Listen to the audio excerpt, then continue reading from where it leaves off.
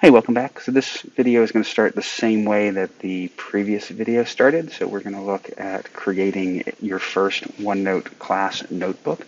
I would like to point out that I do not have students. I do not have rosters. So the easiest way to do this is actually to open Microsoft Teams, and you should have classes already created for you, the same way that Little Sis was creating classes for Google Classroom. Our school data sync was creating classes inside of Teams for you at the beginning of the school year or the beginning of the semester. So those teams already exist, they're not activated. And so the quickest way to do this would be for you to go into Teams, activate one of those class teams, go to a tab that says Class Notebook, create your class notebook, and then you can click to open that class notebook in the browser. And at that point, you can then close Teams and never go back to it if you don't want to.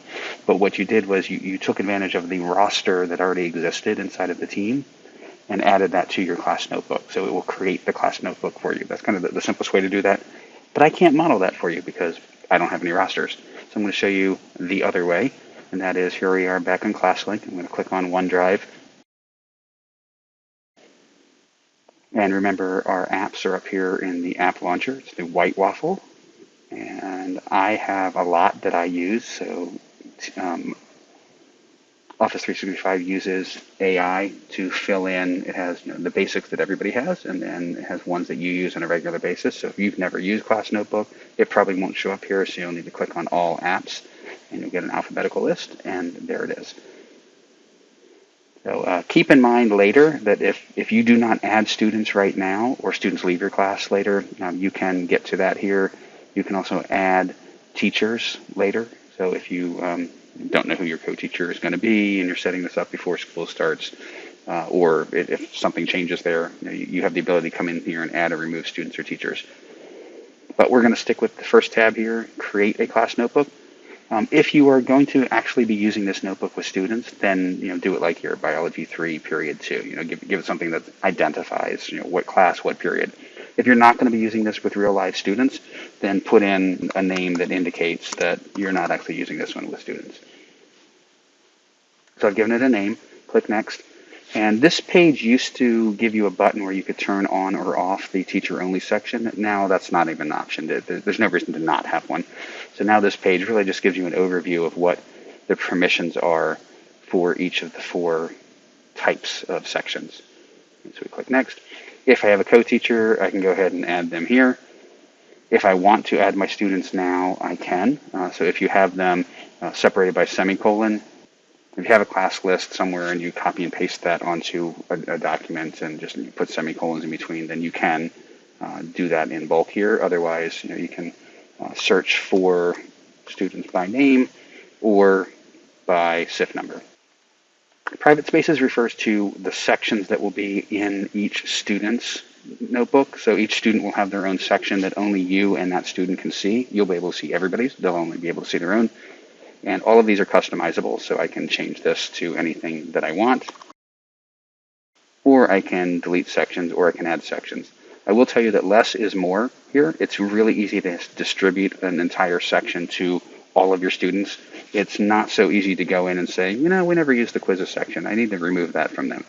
You're probably just going to want to ignore that because you have to go into each student's folders and delete that separately. So much easier to add them later. So don't overdo it in creating too many sections right here. Then you get a preview. Now, since I didn't add any students, I don't have any listed in my teacher view, but I can click on the student notebook and see what it looks like for them. All right, so if I had added my entire roster, then I would have a section here for each of the students in my roster. And then you click Create. So the important thing to note here is you can't create a OneNote notebook and then turn it into a class notebook. So you need to create it as a class notebook up front, and that's why I come to the Class Notebook app here online. And at this point, I can open it online or open it in OneNote, and from here on out, it kind of behaves the way any other OneNote notebook will work. So I will go ahead and do. So here is my class notebook. I have one section that's for welcome. I have a section group for collaboration space. So this is where anything under here, all students will have reading and writing, right? So this is a great way to, it's kind of like having a Jamboard built in here, or as many Jamboards as you need.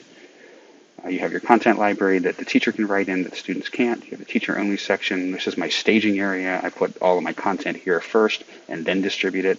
And then you would have a section for each of your students as well. So we've now created one, and that's the whole purpose of this video, is to show you how to create one. And then we have other videos that show you how you can actually utilize it from here. I can also open it in the desktop app, and this is like the previous video where mine automatically opens to Windows 10. But you may, again, have a pop-up asking you, hey, do you want to open this in Windows 10 or the other OneNote app? So I'm going to go ahead and just click to open. So as that downloads, I can continue to work here in the online version. I can either click here or just click resume editing here. And just like the other OneNote notebook that we opened in the last video, you can work in the desktop version or the online version, and they will both sync back and forth to each other.